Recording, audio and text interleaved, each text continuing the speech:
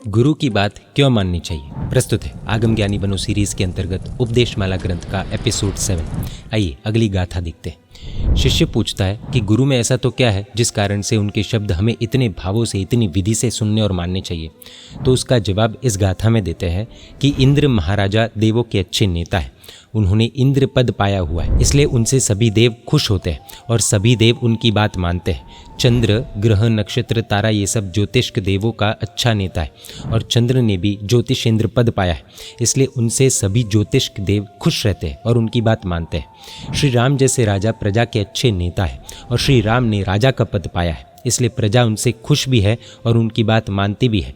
गुरु भी सभी शिष्यों के अच्छे नेता है और गुरु का पद पाए हुए, इसलिए सभी शिष्यों को उनसे खुशी होती है और सभी शिष्यों को उनके आदेश का पालन भी करना ही चाहिए। जो हमें खुशी दे उनकी बात हमें माननी चाहिए। जो एक बड़े पद को पाए हुए हो उनकी बात हमें माननी ही चाहिए। वर्तमान समय में भी अगर हम देखें तो सुप्रीम कोर्ट के जज की बात बाकी सब जजेस को, एडवोकेट्स को, गवर्नमेंट को माननी ही पड़ती है।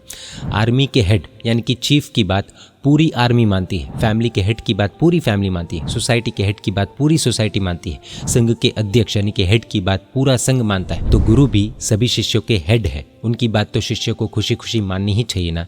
जब पूज्य हिमांशु सुरेश्वर जी महाराज साहब ने पूज्य हिमवल्लभ सुरेश्वर जी महाराज साहब को आजीवन आइमिल की प्रतिज्ञा की प्रेरणा की थी, तब पूज्य हिमवल्लभ सुरेश्वर जी महाराज साहब ने पहले सीधा स्वीकार किया था, हाँ जी तहत्ती।